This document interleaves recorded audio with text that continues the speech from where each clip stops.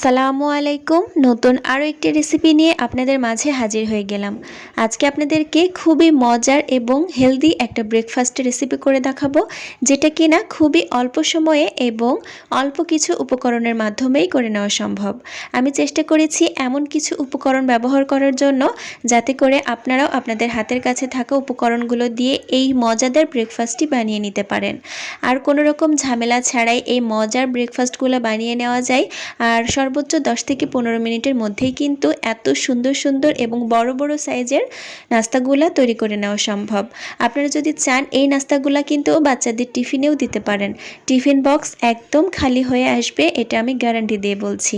আশা করি পুরো ভিডিওটা ফলো করবেন এবং আপনাদের কাছে ভালো লাগবে। ভিডিওটা ভালো লাগলে ভিডিওতে একটা লাইক দিয়ে চ্যানেলটিকে সাবস্ক্রাইব করে রাখার অনুরোধ রইল। তাহলে চলুন কথা না বাড়িয়ে মূল রেসিপিটা দেখে আসি। প্রথমে একটা বাটিতে নিয়ে নিচ্ছি 2 কাপ পরিমাণ ময়দা। আপনারা চাইলে আটাও ব্যবহার করতে পারেন। দিয়ে দিচ্ছি রুম টেম্পারেচারে থাকা একটা মিডিয়াম সাইজের ডিম, এবং আমি আরও নিয়েছি আগে থেকে জাল করে ঠান্ডা করে রাখা 1 কাপ পরিমাণ লিকুইড গরুর দুধ। আপনারা চাইলে এখানে পানি ব্যবহার করতে পারেন, তবে দুধটা দিলে এই নাস্তাটি অনেক বেশি হেলদি হবে। দুধ, ডিম এবং ময়দাটি একটা হ্যান্ড হুইস্কের সাহায্যে খুব ভালো করে এভাবে মিশিয়ে নিতে হবে, যাতে এর মধ্যে কোনো ধরনের কোনো লাম্পস না থাকে। যেই কাপে মেপে আমি দুধ নিয়েছিলাম সেই কাপেরই আরও 1 কাপ পরিমাণ পানি আমি দিয়ে দিলাম, এবং পানিটা নর্মাল তাপমাত্রায় আছে। আবারও ভালো করে মিশিয়ে নেওয়ার পর আমি আরও হাফ কাপ পরিমাণ নর্মাল তাপমাত্রার পানি ব্যবহার করেছি। আপনারা চাইলে এই পর্যায়ে একটা ব্লেন্ডারে জাগিয়ে নিয়ে এই ব্যাটারটাকে একটু ব্লেন্ড করে নিতে পারেন, এতে করে ব্যাটারটা অনেক বেশি স্মুথ হয়।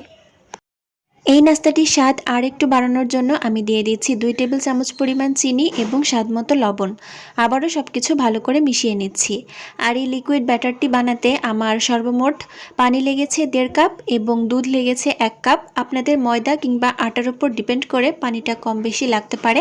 আর এই ব্যাটারের কনসিস্টেন্সিটা একটু পাতলা টাইপেরই হবে, যেরকম পাটিসাপটা পিঠে বানানোর জন্য আমরা ব্যাটার বানিয়ে নিই, একটু পাতলা টাইপের করে ব্যাটারটি বানিয়ে নিতে হবে।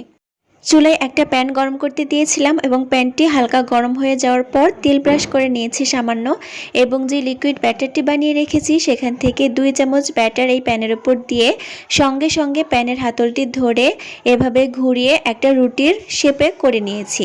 যে জায়গাটা একটু ফাঁকা থাকবে সেখানে সামান্য একটু ব্যাটার দিয়ে পূরণ করে নিতে হবে, এবং চুলার জালটা মিডিয়াম টু লোতে রেখে এরকম করে রুটি সেঁকে নিতে হবে। যখন চারপাশ থেকে রুটিটা খুলে আসবে সেই পর্যায়ে একটা স্প্যাচুলা কিংবা খুন্তির সাহায্যে রুটিটাকে উল্টে দিতে হবে। খুব বেশি সময় নিয়ে এই রুটিটাকে ভাজার বা সেকার কোনোই দরকার নেই। 1 থেকে 2 মিনিট এই রুটিটাকে সেঁকে নিলেই হয়ে যাবে। আমি একই রকম করে আরও কয়েকটি রুটি বানিয়ে নিয়েছি এবং একই জায়গায় রুটিগুলোকে রেখে দিচ্ছি। দেখতেই পাচ্ছেন রুটিগুলো ঠিক কীরকম পাতলা টাইপের হয়েছে।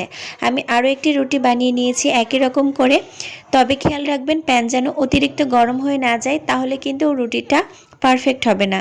মোটামুটি গরম থাকা অবস্থাতেই একটা একটা রুটি বানিয়ে নিতে হবে। একই রকম করে আমি সবগুলো রুটি বানিয়ে উঠিয়ে রেখে দিয়েছি। এখন ওই প্যানেই আমি 1 টেবিল চামচের মতো তেল নিয়েছিলাম এবং তেলটা গরম হয়ে যাওয়ার পর দিয়ে দিচ্ছি 3টা ডিম। আপনারা চাইলে এখানে ডিমের পরিমাণটা কমিয়ে 1টা কিংবা 2টাও করতে পারেন। আমি যেহেতু নাস্তাটি একটু বেশি পরিমাণে বানাচ্ছি তাই আমি এখানে 3টা ডিম নিয়েছি। এখন এই ডিমগুলোকে আমি ভেঙে নেব বা স্ক্র্যাম্বল করে নেব, ঠিক নুডলস রান্নার জন্য ডিমগুলোকে যেভাবে স্ক্র্যাম্বল করে নেওয়া হয়। চুলার জালটা মিডিয়াম টু লোতে রেখে ডিমগুলোকে ভেঙে নিতে হবে। আর এই পর্যায়ে দিয়ে দিচ্ছি স্বাদমতো একটু লবণ এবং হাফ চা চামচের থেকেও কম গোলমরিচের গুঁড়া। সব কিছু দিয়ে আবারও ডিমগুলোর সাথে খুব ভালো করে মিশিয়ে নিচ্ছি এবং ডিমগুলোকে উঠিয়েও নিয়েছি। আমি একটা সাইডে রেখে দিচ্ছি। এখন অন্য একটা বাটিতে আমি নিয়ে নিচ্ছি 1 কাপ পরিমাণ শসা কুচি, দিয়ে দিচ্ছি 1 কাপ পরিমাণ গ্রেট করে নেওয়া গাজর কুচি, একটা টমেটো কুচি, এবং দিয়ে দিচ্ছি 1/4 কাপ পরিমাণ পেঁয়াজ কুচি, 3-4টা কাঁচামরিচ কুচি, এবং যে ডিমগুলোকে স্ক্র্যাম্বল করে রেখেছিলাম সেগুলোকেও এখন এর মধ্যে দিয়ে নিচ্ছি। সবশেষে দিয়ে দিচ্ছি আমি 1/4 কাপ পরিমাণ টমেটো সস।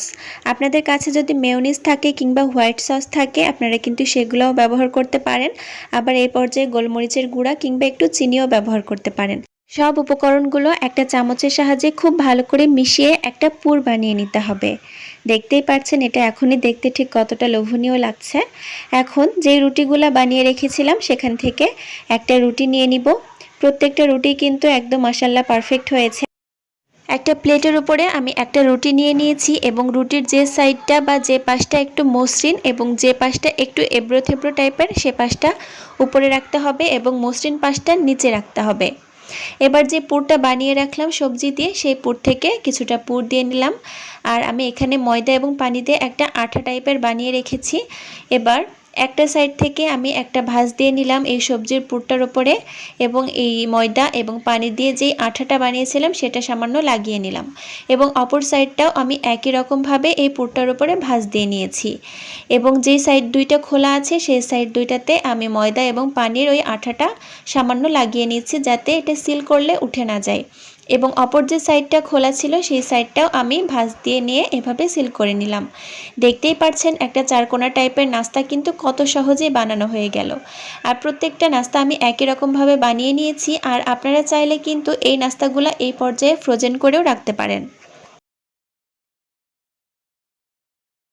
নাস্তাগুলোকে আমি এখন একটু শ্যালো ফ্রাই করে নিব। তার জন্য একটা এরকম চ্যাপ্টা টাইপের প্যানে আমি সামান্য তেল নিয়ে নিয়েছি এবং তেলটা গরম হয়ে গেলে একে একে নাস্তাগুলোকে দিয়ে দিব।